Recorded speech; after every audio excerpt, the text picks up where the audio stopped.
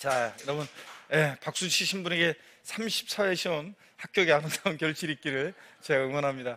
자, 여러분, 여기 이제 우리 부동산 세법 저와 함께 제 사진 보이시죠? 저와 함께 여러분 부동산 세법 올인원 우리가 특수교재로 고득점 세법을 우리가 맞을 수 있도록 기본 강의 1주차 강의 시작해 보도록 하겠습니다.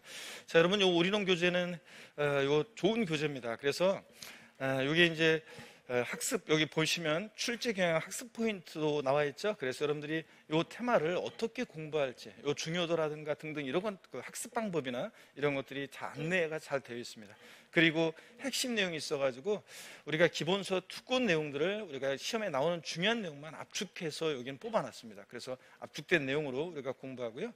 그 다음에 또 그 공부한 내용을 바로 대표 기출문제를 통해서 문제 어떻게 기출이 되는지 또 맛을 보고 또 그 다음에 출제 이상 문제를 통해서 이론 배운 것을 여러분들이 바로 확인해 볼 수 있도록 이렇게 되어 있습니다. 그래서 공부한 내용, 이론을 공부했으면 이게 어떻게 출제되는지, 어떤 게 핵심인지는 반드시 문제를 통해서 우리가 확인해 보는 게 좋은 이게 이제 시스템이거든요. 그래서 이 교재가 굉장히 좋은 교재다, 또 시스템이다 여러분께 알려드리고요.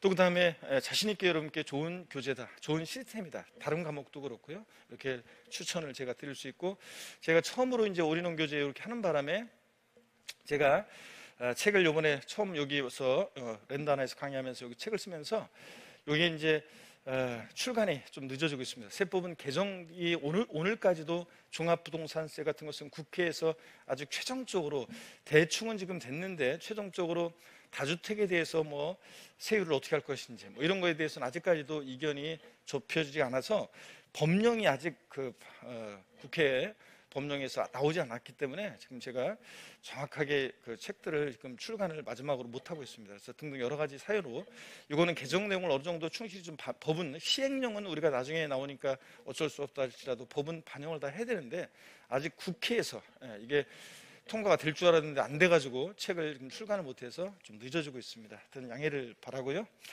자, 그러면 우리 1주차, 우리 기본 강의 1주차 한번 보겠습니다. 그래서 12월하고 1월달 한 바퀴 돕니다. 그래서 말하자면 기본적인 중요한 내용들 위주로 일단 한번 보고요. 그 다음에 다음 우리가 2월달하고 3월달 나머지 또 2달 동안에 다시 이 교재를 반복해서 보면서 복습도 하면서 또 심화된 이론들을 그때 또 좀 공부하고 이렇게 해서 완성, 4개월 과정으로 완성해 드리도록 하겠습니다. 자, 2달씩 한 바퀴 돌아갑니다. 자, 이렇게 해서 말씀드리고요. 자, 저와 함께 한번 보는데 일단 처음 또 오신 전업반 분들 계시니까 우리 간단하게만 제가 우리 시험에서 중요한 세금들 잠깐 한번 소개해 드리려고 합니다. 우리 세법이죠. 세금에 관한 법인데 부동산 세법입니다. 그래서 세법은 원래 방대하지만 그 중에서 부동산에 관한 세법 내용을 우리 시험범위로 하고요. 부동산을 취득할 때 부과되는 세금이 어떤 거고, 부동산을 보유 이용 시에 부과되는 세금이 어떤 거고, 부동산을 양도 시에, 처분 시에 부과되는 세금이 어떤 거냐, 이걸 중심으로 우리 시험 문제 출제됩니다. 부동산 취득 시, 보유 시, 양도 시 부과되는 세금이요. 그럴 때 우리 시험에서 중요한 세금들을 잠깐 소개해 드릴 건데, 자, 여러분, 그래서 우리 부동산 세법 보시면 크게 이렇게 되어 있습니다. 조세 총론이요. 세법의 기본적이고 공통적인 사항을 다루는 부분인데요. 조세 총론이요. 처음에 공부할 때는 이 조세 총론 부분이 어렵습니다. 왜냐하면 세법의 기본적이고 공통적인 사항을 함부로 한 번에 이게 다루기 때문에 이 부분이 좀 어려운 부분인데요. 시험 문제는 대개 여기서 한두 문제가 출제됩니다. 세 문제가 나온 적도 있지만 대개는 한두 문제 출시 예상하시면 되겠습니다. 최근에만 하더라도 33회, 자, 우리가 34회 시험 대비인데요. 33회 두 문제, 32회 한 문제, 이런 식으로 한두 문제씩 출제가 되는 그런 부분입니다. 조세 총론이요. 자, 처음에만 어렵죠. 공부하다 보면 나중에 그렇게 어렵지 않은 부분이고요. 그 다음에 지방자치단체에서 부과하는 세금을 우리가 지방세 이렇게 얘기하고, 국가에서 부과하는 세금을 국세 이렇게 얘기합니다. 자, 용어 설명 한번 드리면요. 과세주체란 말이 있습니다. 과세주체. 세금을 과세하는데 주체가 된 자인데요. 세금 부과에 징수 권한이 있는 자를 말합니다. 과세주체는 국가도 있고 지방자치단체도 있는데, 그럴 때 국가가 과세 주체인 세금을 우리가 국세 이렇게 얘기하고, 지방자치단체가 과세 주체인 세금을 우리가 지방세 이렇게 얘기합니다. 지방자치단체요.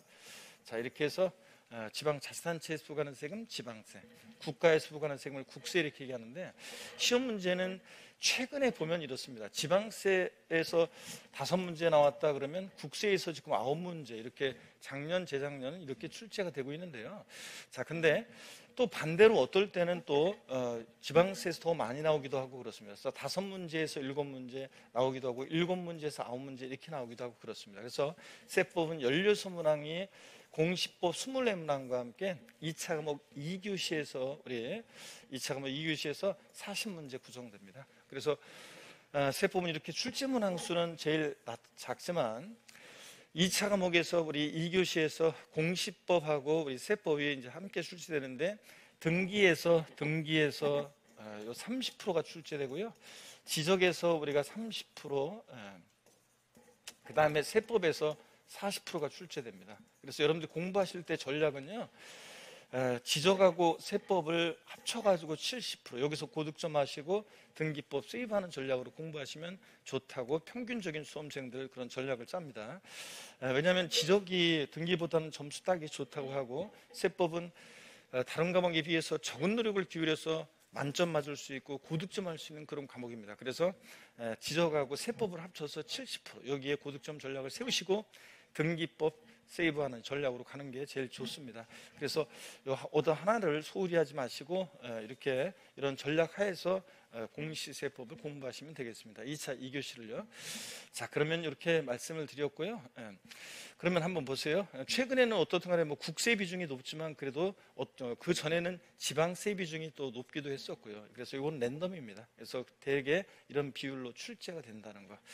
자, 그러면 우리 지방세하고 국세에는 많은 세금들이 있습니다. 이따 우리가 볼 건데요. 그 중에서 우리 시험에서 중요한 세금들 잠깐 한번 소개해 드립니다. 제가 항상 어떤 사람의 스토리를 통해서 제가 소개를 해드리는데, 한번 보겠습니다. 어떤 사람의 스토리를 통해서 소개해 드리는데, 갑이란 사람과 을이란 사람이 있습니다. 그래서 갑과 을이 있는데 두 사람이 있습니다. 이 두 사람이 부동산을 매매합니다. 자, 두 사람이 부동산을 매매하는데, 그럴 때 이 매수인 을 한번 보세요. 이 매수인 을이 매매할 때 흔히 계약금 치르고 또 중도금 치르고 또 잔금을 치르고 소유권 이전 등기하는 과정을 거치잖아요. 그렇죠? 이렇게. 자, 그럴 때 매수인 을이 계약금, 중도금, 잔금을 치르는데 소유권 이전 등기는 아직 안 됐어요. 자, 잔금을 치렀고요. 등기 아직 안 됐습니다. 그러더라도 잔금을 치렀을 때 이 매수인은 이 부동산을 사실상 취득했다 이렇게 봐요. 그래서 사실상 취득했다고 봐가지고 이 취득자에게 부과되는 세금이 있습니다. 자, 어떤 세금 내겠습니까, 여러분? 그렇습니다. 자, 취득세라는 세금을 내죠. 취득세요. 자, 그래서 여러분이 이 취득세라는 세금은 어떤 세금이냐? 법에 열거되어 있는 대상 물건을 등기 전 안 됐어도 사실상 취득했을 때요. 만약에 이 부동산이 예를 들어서 뭐 7억짜리다 그러면 네가 7억짜리 부동산을 취득할 만큼 조세를 부담할 수 있는 능력이 있겠구나. 그래서 부과하는 세금이 취득세입니다. 자, 그리고요. 또 만약에 이 매수인이 이 부동산을 담보로요 취득해서 가지고 있다가 이 부동산을 담보로 예를 들어서 은행에서 돈을 빌립니다. 그러면 저당권 설정 등기 같은 것을 합니다. 또 나중에 돈을 갚아요. 그럼 저당권 말소 등기 같은 걸 합니다. 그럴 때 저당권 설정 등기, 뭐 전세권 설정 등기 등 이런 것을, 또 무슨 말소 등기 같은 이런 것들 할 때 내는 세금이 있는데 어떤 세금 내겠습니까? 등록면허세라는 세금이 부과됩니다. 이 등록면허세라는 세금은 옛날에 구등록세라는 세금과 구면허세가 합쳐진 세금이에요. 등록면허세. 우리가 흔히 사람들이 취등록세 이렇게 얘기하는데, 사실은 옛날에 그 구등록세는 일부는 취득세랑 통합되고 일부가 면허세랑 통합된 거거든요. 나중에 등록면허세 할 때 또 기초적인 것도 알려드리도록 하겠습니다. 자, 어떻든 간에 저당권 설정 등기하거나 그럴 때 등록 면허세가 부과됩니다. 그리고 또요, 매수인이 이 재산을 아직 등기 안 됐어도요 잔금을 치러서 이 재산을 가지고 있습니다. 자, 그러면 어떤 재산을 보유할 때 보유하는 기간 동안 매년 반복해서 부과되는 대표적인 지방세가 있습니다. 어떤 세금이요? 그렇습니다. 재산세를 냅니다. 저녁반은 확실히 좋습니다. 경험들이 많으셔가지고 재산세를 냅니다. 재산세. 자, 그리고 이 매수인의 만약에요, 이 부동산 말고도 또 다른 부동산이 있습니다. 자, 그러면 개인을 중심으로요, 법인 아니고 개인이다 그러면 부부도 따로따로 개인별로 해가지고 전국에 있는 주택이면 주택, 토지면 토지 가격을 합쳐봅니다. 그랬더니 법에서 정해진 일정 기준 금액을 초과한다 그러면 부과되는 세금이 있습니다. 제가 아까 과세 주체란 말을 소개해드렸는데, 세금 과세하는데 주체가 된 자, 세금 부과의 징수 권한 있는 자를 과세 주체라고 하고, 상대된 개념으로 세금 납부할 의무가 있는 자를 우리가 납세 의무자 이렇게 얘기합니다. 납세 의무자. 자, 재산세를 납부할 의무가 있는 사람들 중에서요, 법에서 정해진 일정 기준 금액을 초과하는 고액의 부동산 보유자에게 부과되는 세금이 있습니다. 어떤 세금 내겠습니까?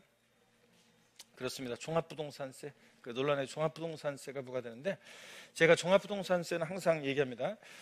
결혼 안 한 미혼 남녀 수강생들한테 항상 얘기해요. 남친이나 여친을 사귀다가 결혼하려고 마음먹었다. 근데 한 가지 좀 부족해서 결혼해야 되나 말아야 되나 망설여질 때 제가 꼭 물어보라고 합니다. 오빠네 집은 종합부동산세네? 야, 니네 집은 종합부동산세내냐? 이렇게 물어봐가지고 갔다 오더니, 오빠 우리 집 종합부동산세 낸다는데 야, 나랑 결혼해 줄래? 바로 전화하고, 자, 갔다 오더니, 자, 야, 우리 집 종합부동산세 낸데 오빠 나랑 결혼해줘, 이렇게 바로 얘기하라고 합니다. 왜냐? 종합부동산세를 낸다. 지금 올해 종부세 대상자가 굉장히 많이 늘었죠. 그동안 부동산 가격 상승분이 있기 때문에 많이 지금 늘었습니다. 자, 그런데 많이 늘었는데 내년에 또 이제 기준을 또 높이고 어쩌고 해서 이제 하다 보면 내년에는 또 대폭 줄을 거라고 합니다. 예전에 종합부동산세 처음 도입됐을 때는 강남 주택으로 따지면 주택분 종합부동산세는 강남 3구, 제가 강의할 때 2005년도에 도입됐을 때, 그때 보면 서울 강남 3구에서도 주택 대상자가 아닌 주택들이 뭐 상당히 많았습니다. 자, 그랬는데 지금은 이제 상당수 많은 사람들이 종부세 대상자가 됐습니다. 액수가 적든 많든 대상자가 되는데, 그러더라도 종합부동산세를 낸다는 것은 중산층 이상입니다. 그렇죠, 여러분들? 그러니까 제가 미혼 남녀 수강생들한테 꼭 그렇게 물어보라고 합니다. 자, 여러분 그렇잖아요. 요즘은 자녀들도 한 명, 두 명밖에 없잖아요. 그런데 나중에 그 남자들 같으면 퇴직할 때쯤 되면 장인어른 장모님이 돌아가셔. 그러면 그 집 다, 그 재산 다 누구 거 됩니까? 내 거 되잖아요, 여러분들. 그러니까 제가 꼭 그렇게 물어보라고 합니다. 종합부동산세 내는지 안 내는지를. 자, 이렇게 얘기하는데, 하여튼 그런 세금입니다. 종합부동산세. 재산세 납세 의무자 중에서 법에서 정해진 일정 기준 금액을 초과하는 고액의 부동산 보유자에게 부과합니다. 또 제가 매수인 입장에서 얘기 드렸는데, 매도인 갑 입장에서 한번 얘기를 드리면요, 계약금, 중도금, 잔금을 치렀어요. 소유권 이전 등기는 아직 안 됐어도요, 잔금 받았을 때 이 매도인은 을에게 이 부동산을 사실상 양도했다 이렇게 봅니다. 사실상 양도했다. 자, 그래서 이 양도자 갑에게 부과되는 세금이 있습니다. 법인이 소득 발생하면 법인세가 부과되죠. 우리 같은 개인이 소득 발생했다. 그럼 어떤 세금이 부과됩니까? 소득세예요. 그래서 특별히 부동산 등을 양도해서 발생하는 그 소득세를 우리가 양도소득세 이렇게 얘기합니다. 양도소득은 소득세법에 열거된 소득의 한 종류입니다. 종합소득에 대한 소득세를 우리가 종합소득세, 또 퇴직소득에 대한 소득세를 퇴직소득세, 양도소득에 대한 소득세를 우리가 양도소득세 이렇게 얘기합니다. 흔히 우리가 양도세, 이거. 자, 이렇게 해서 제가 5가지 세금을 지금 소개해 드렸는데요. 5가지 세금을 소개해 드렸는데, 얘네들을 중심으로 우리 시험 문제가 출제됩니다. 여기 5개 세금 외에 나머지 세금들은 가끔씩 출제되거나 또 가끔씩 출제되거나 또 출제 전혀 되지 않거나 뭐 그런 세금들입니다. 그래서 우리 시험은 5개 얘네들 세금을 중심으로 출제가 되는데요. 얘네들 출제 비중을 좀 말씀을 드리려고 하는데, 취득세라는 세금, 그리고 등록면허세, 재산세라는 세금은 지방자치단체에서 부과하는 세금이라고 합니다. 지방자치단체에서. 그래서 우리가 얘네들을 지방세 이렇게 얘기합니다. 종합부동산세, 양도소득세는 국가에서 부과하는 세금이기 때문에 우리가 국세 이렇게 얘기합니다. 그래서 지방세와 국세에는 많은 세금들이 있지만 우리 시험은 이렇게 얘네들 중심으로 출제돼요. 지방세는 취득세, 등록면허세, 재산세. 또 국세에서는 많은 세금들이 있지만 종합부동산세, 양도세를 중심으로 우리 시험 문제가 출제됩니다. 자, 우리 부동산 세법이라고 했잖아요. 그럴 때 취득세, 등록면허세, 얘네들은 부동산 취득할 때 부과되는 대표적인 세금인데, 자, 여기 보세요. 출제 비중은 이렇습니다. 취득세에서 시험 문제는 두세 문제가 출제되고 있습니다. 지방세에서 이 취득세가 좀 어렵고 또 중요합니다. 등록면허세라는 세금은 한두 문제가 출제되는데 31회 시험 때는 세 문제가 나오기도 했지만 대개 한두 문제 출제됩니다. 재산세라는 세금은 두세 문제가 출제되는데 거의 세 문제가 고정적으로 나오다가 최근에만 지금 32회, 33회만 두 문제 나왔지, 그전에는 계속 세 문제 나왔던 또 중요한 세금입니다. 그 다음에 종합부동산세에서는 시험 문제 한두 문제가 출제됩니다. 세 문제가 나온 적도 있지만 대개 한두 문제 출제 예상하시면 되고요. 양도소득세는 대여섯 문제가 출제됩니다. 그래서 대여섯 문제가 출제되는 중요한 세금입니다. 그래서 어떤 세금이 제일 중요합니까? 양도소득세가 우리 시험에서 제일 중요한 세금이고, 그 다음에 이제 취득세라든가, 얘가 좀 어렵고요. 취득세, 그 다음에 재산세, 이런 식으로 중요합니다. 근데 이 등록면허세라는 세금과 종합부동산세는 출제 비중이 작으니까 얘네들은 그럼 공부 안 해도 되겠죠? 뭐 제껴도 되겠죠? 이렇게 묻는 분들이 많거든요. 얘네들은 공부할 양이 적습니다. 그리고 내용이 어렵지 않습니다. 근데 얘네들 제끼면 안 됩니다. 많이 나올 때는 세 문제씩도 나오고 그러잖아요. 이 세금들은 나중에 여러분들 9, 10월달이 되면 막판에는 등록면허세와 종합부동산세는 10분, 15분이면 정리되는 세금입니다. 10분, 15분이면 정리되는 세금을 갖다가 그러면 이렇게 맞출 수 있는 이런 문제를 제끼면 안 되겠죠, 여러분들? 한 문제 한 문제가 얼마나 소중한지 여러분들. 제가 오늘 지금 제 다음 카페에 이제 제 개인 카페가 있는데, 오늘 제가 아까 보니까 제 카페 글 하나가 올라왔는데 합격 후기 이제 이번에 시험 33회 시험 합격한 어떤 주부 수강생이 합격 후기를 올렸더라고요. 시험이요. 좀 이번에 이제 여러 가지 일도 있고 그래서 시험을 아이 둘맘인가 그런데 하여튼 이번에 늦게 시작하기도 했고 그래서 포기하려고 했었는데 1차만 하고 2차는 포기하려고 했었는데 제가 웬만하면 포기하지 말고 끝까지 이제 할 수 있도록 계속 격려하고 조언을 드린 게 수업 시간에 드린 게 있었는데, 그 수강생이 제가 자기가 포기만 하려고 하면 제가 수업 시간에 멘트로, 강의 때 멘트로, 인간구 상세문인데 멘트로 제가 이렇게 포기하면 안 된다 이렇게 얘기하고, 또 포기하려고 하면은 제가 포기하면 안 된다 이렇게 얘기하고, 그래가지고 그 격려에 힘입어서 포기하지 않고 끝까지 했더니 딱점으로 60점 딱점으로 합격해가지고 그동안 합격 수기를 쓰지 못한 이유는 딱점에서 너무 불안해가지고 그래서 한 달 동안 불안에 떨다가 합격해가지고 이제 글을 합격 수기를 쓰게 됐다 이렇게 하면서 글을 남기더라고요. 여러분 한 문제 한 문제가 얼마나 소중한지 아시겠죠, 여러분들? 한 문제에 엄청나게 많은 수험생이 걸려 있습니다. 이번 33회 시험에서 제가 예상하기는 한 2만 명 내외로 이렇게 약 2만 명보다 좀 작거나 2만 한 1,000명 뭐 이렇게 2만 명 정도 내외로 합격생이 나올 줄 알았거든요. 그랬더니 이번에 27,100 얼마가 나왔어요. 제 예상보다 좀 많이 나왔는데 왜 그러냐면 이번에 이재기 문제를 민법에서 한 문제는 모두 정답 처리해주고 부동산 학개론에서 한 문제는 복수 정답 나오고 또 2차 과목에서 공시법 문제 한 문제를 모두 정답 처리시켜줬어요. 그런 바람에 이번에 합격생이 급격히 늘어났습니다. 만약에 한 문제 한 문제가 그렇게 굉장히 중요합니다. 그래서 여러분들 한두 문제 수험생 10,000명 정도가 뭐 5,000명에서 10,000명 정도가 한 문제 걸려 있습니다. 그러니까 여러분들이 꼭 저 한 문제 한 문제를 소중히 하셔야 되겠습니다. 그래서 얘네들은 결코 포기하면 안 되는 세금입니다. 10분, 15분이면 정리될 수 있는 세금이다. 자, 이렇게 해서 출제 비중 말씀드렸고, 다시 보시면 우리 부동산 세법이죠. 부동산 취득 시에 부과되는 대표적인 세금이요. 자, 보시면 대표적인 세금 취득세, 등록면허세, 부동산 보유 중에 부과되는 대표적인 세금 재산세, 종합부동산세, 부동산 보유 시에 부과되는 대표적인 지방세, 재산세, 부동산 보유할 때 내는 대표적인 국세, 종합부동산세, 그리고 부동산 양도 시에 처분 시에 부과되는 양도소득세, 이렇게 해가지고 우리 시험은 부동산 세법으로서 부동산 취득 시에, 보유 시에, 양도 시 부과되는 얘네들 세금들을 중심으로 출제가 됩니다, 여러분. 자, 그래서 우리 시험에서 중요한 세금들 좀 소개해 드렸습니다. 자, 그러면요, 이제 본격적으로 또 한번 내용을 보도록 하겠습니다. 자, 보시면 그리고 한 가지 여러분께 말씀을 드리면요, 조세 총론 파트 1 이제 들어가는데, 자, 저를 보세요, 여러분들. 이 시험에 대해서 좀 말씀을 드립니다. 공인중개사 시험은 어떤 시험이냐? 누구나 합격할 수 있는 그런 시험입니다.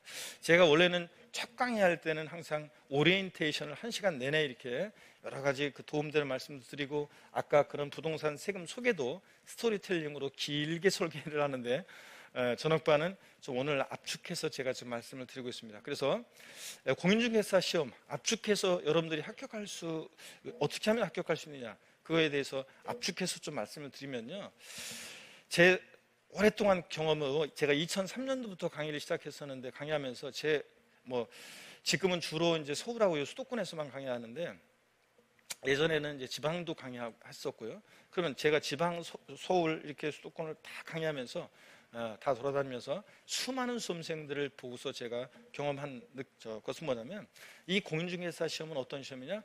누구나 합격할 수 있는 시험입니다. 자, 그리고 누구나 연령, 나이, 그러니까 나이나 성별, 그 다음에 또 소위 말해서 학력, 이런 거 다 상관없습니다. 이 공인중개사 시험은 누구나 합격할 수 있습니다. 자, 그래서 누구나 합격할 수 있고 누구나 다 도전할 수 있고, 자, 그렇습니다. 근데 아무나 합격할 수 있는 시험은 아닙니다. 가끔 가다 보면은 학창 시절에 자기가 공부를 잘했다, 어떤 분들은 은행 지점장 출신 분들 중에서도 공무원 출신 분들도 이제 오시는데, 퇴직 앞두시고 오셔가지고 또 퇴직하시고 막 오셔가지고 과거에 내가 어떤 경력을 갖고 있는 사람이다, 이런 걸 자랑하는 분들이 계시는데, 소용없습니다. 그런 건 그건 어렸을 때의 얘기지, 나이가 50대 넘어가면서 50대 중반 넘어간다? 그러면 이 머리가 이 뇌 상태가, 체력이 옛날 어렸을 때하고 다르죠, 여러분들. 그러니까 항상 제가 얘기하는데, 또 30대 출산한 여성분들은 50대 남성하고 거의 비슷하다고 생각하시면 됩니다.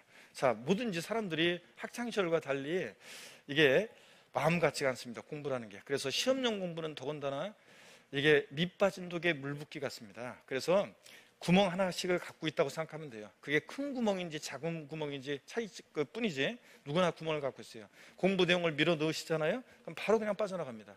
빠져나가는 속도가 엄청 빠르죠. 집어넣으면 빠져나가고, 돌아서면 잃어버리고, 이렇게 됩니다. 근데 그것이 이제 시간이 지나면 구멍이 조금씩 메워지고요, 그 다음에 들어가는 양이 많다 보니까 이제 그래도 어느 정도 남아있는 거예요. 그래서 그 남아있는 양으로 시험장 막 채웠다가 싹 쓰고, 그 다음에 딱 나오면, 그러면 그냥 순식간에 쑥 빠져나와서 시험용 공부는 금방, 또 공부 안 하면 한 달 지나면 다 까먹습니다. 그래서 이 공부는 꾸준히 하는 것이 제일 중요합니다. 제가 항상 어록처럼 말하는 게 있어요. 그랬더니 합격생분들 중에는 포스트잇으로 제가 얘기한 이 말을 포스트잇에 붙여놓고, 책상에, 거기에 그걸 사진으로 찍어가지고 인증샷으로 이렇게 그걸 보면서 공부했다, 이렇게 하시는 분도 계시는데, 제가 꼭 당부드리는 공인중개사 합격의 수험생의 준비물, 제일 중요한 덕목은 뭐냐? 꾸준함이라고 쓰고 합격이라고 읽는다, 이겁니다. 그래서 꾸준히 공부하시는 게 제일 중요합니다. 많이 공부할 필요도 없어요. 공부할, 또 저녁반 여러분들 시간도 없잖아요. 많이 공부할 시간도 없고요.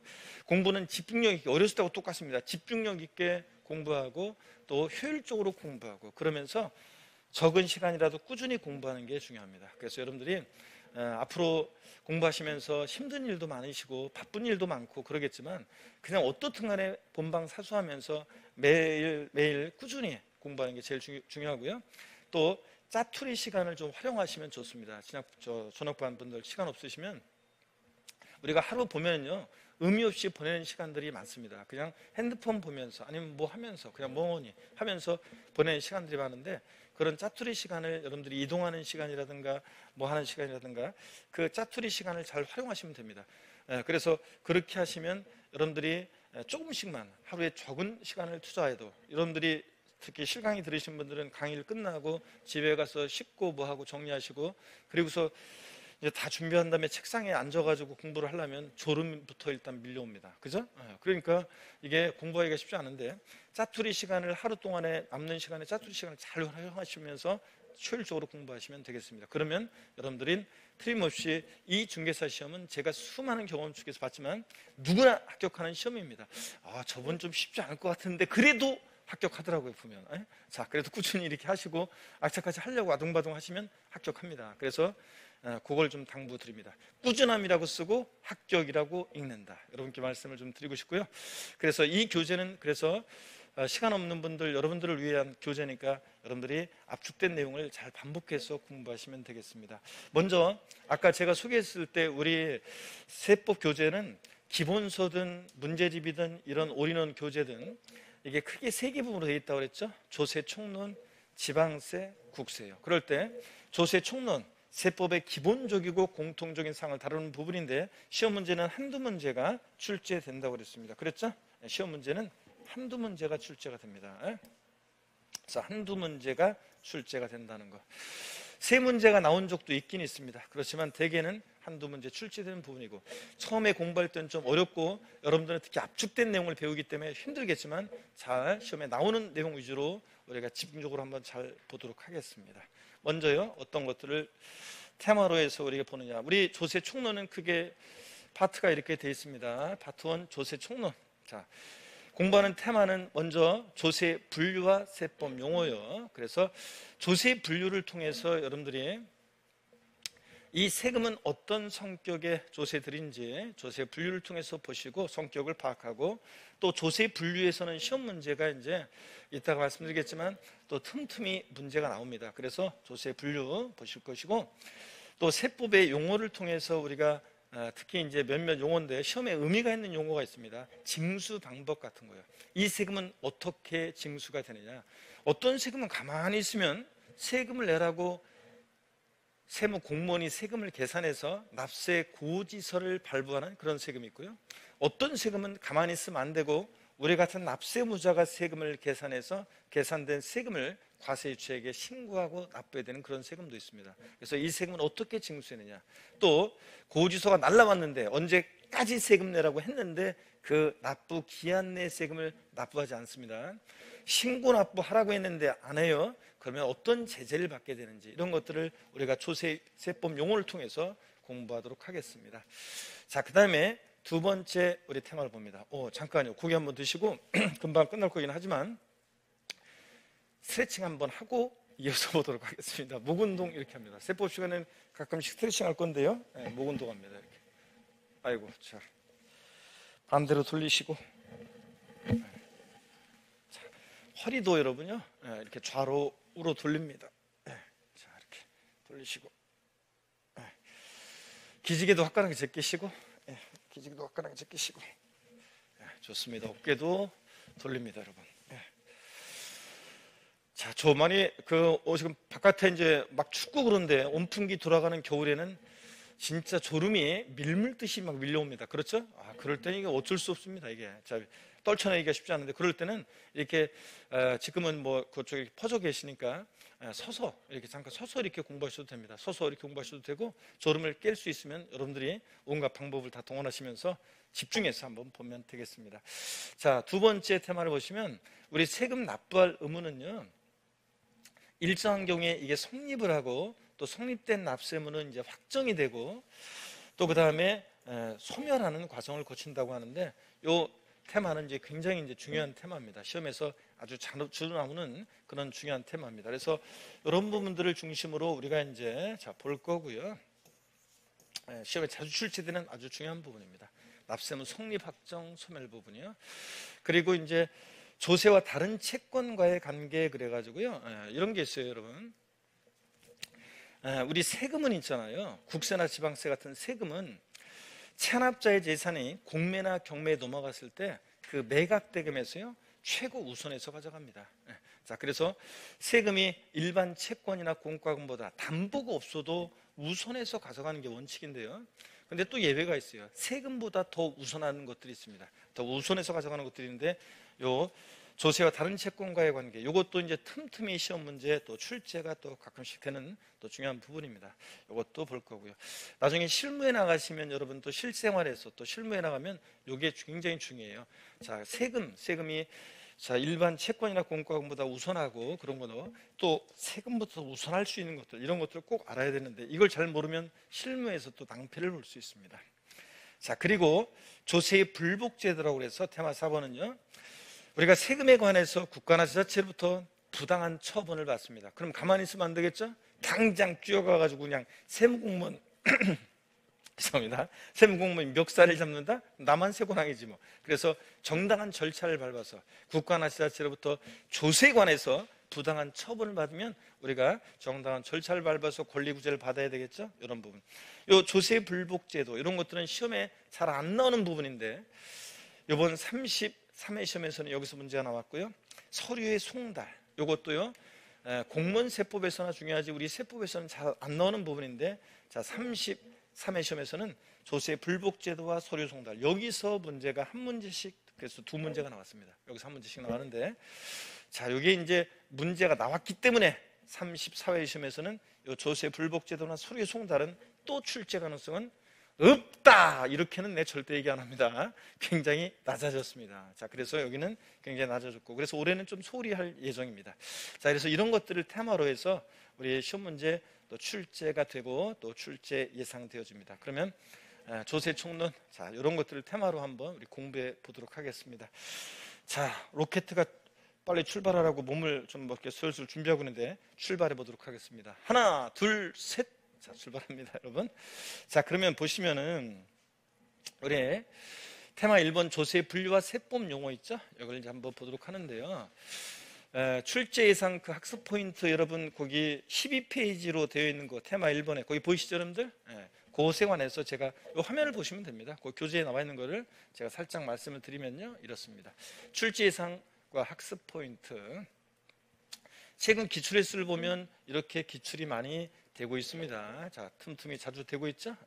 34회 출제 예상이에요. 일반적으로 2, 3년마다 한 번씩 출제되는 부분인데 34회에서는 출제 가능성이 60% 이상으로 예상되는 부분이라는 거. 그래서 34회 중요도는 별표시 3개 만점에서 2개입니다. 자, 그래서 이런 부분이고요. 그럼 한번 또 보겠습니다. 자, 학습 범위는 부동산 특히 분류에서는요. 활동에 따른 분류. 이게 이제 중요합니다. 자, 보세요. 어떤 거냐면 이따 말씀드리겠지만 부동산을 취득할 때 내는 세금이 어떤 거고 부동산을 보유 이용 시에 부과되는 세금이 어떤 거고 부동산을 양도 시에 처분 시에 부과되는 세금이 어떤 거냐. 아까 제가 간단하게 중요한 세금들로 소개해 드렸는데 시험에서는 다음 중 부동산 보유 단계에서 부과될 수 있는 조세를 모두 고른 것은 이런 식으로 나와요. 그래서 이 활동에 따른 분류 그런 거고요. 징수 방법, 이 세금은 어떻게 징수가 되는지 또 그 의무를 불성실하면 어떤 제재를 받는지 이렇게 활동별 분류, 징수 방법, 가산세 이런 것들을 중심으로 중점적으로 우리가 학습해야 되고요. 학습 방법은 부동산 활동별 분류는 부동산 취득 시, 보유 시, 양도 시 부과되는 조세가 어떤 건지를 그 조세의 예를 우리가 숙지해야 돼요. 취득할 때는 세금은 어떤 거고 보유할 때 부과되는 세금이 어떤 거냐 이런 것들을 우리가 숙지하고 또 징수 방법 자, 이 세금은 어떻게 징수되느냐 취득세는 어떻게 징수되는 세금인지 재산세는 어떻게 징수되는 세금인지 그 조세 징수의 예와 징수 흐름을 이해하면서 보셔야 되고 또 가산세, 가산금이라는 거, 그 의무를 불성실한 어떤 제재를 받게 되는데 이 가산세와 가산금은 어떤 건지 이런 것들을 우리가 이제 구체적으로 학습을 또 하셔야 되겠습니다. 자, 그러면 핵심 쟁점은 이제 이런 것들을 쟁점으로 해서 우리가 이제 공부를 하게 됩니다. 자, 그러면 한번 보도록 하겠습니다. 핵심 내용을 보시는데요. 핵심 내용. 시간이 첫 시간인데 여러분 또 너무 또 첫 시간에 또 이렇게 막 진도 빡세게 나가고 그러면 또 첫날 또 그러니까 제가 오늘 이런저런 말씀을 좀 드렸고요. 오리엔테이션 겸해서 첫 시간 좀 말씀을 드렸습니다. 자, 그러면 오늘 제가 첫 시간에 여러분께 인사를 드리고 우리 오리는 요 교재에 좋은 우수성 자, 이런 것들을 말씀을 드렸고 또 우리 시험에서 중요한 세금들 부동산 취득 시, 보유 시, 양도 시 부과되는 세금의 세금들의 세목들을 소개해 드렸고 출제 비중 말씀드렸습니다. 자, 그리고 또 제가 여러분께 우리 공인중개사 시험을 합격하기 위해서는 꾸준함 이런 것들 말씀을 드렸고 누구나 합격할 수 있다 여러분께 말씀을 좀 드렸고요. 그 다음에 또 우리 교재 우리는 교재에서 조세 총론에서 출제되는 테마를 잠깐 소개해 드렸습니다. 자, 그러면 두 번째 시간부터 이제 핵심 내용 본격적으로 한번 보도록 하겠습니다. 자, 그러면 잠시 쉬었다가 핵심 내용부터 보도록 하겠습니다.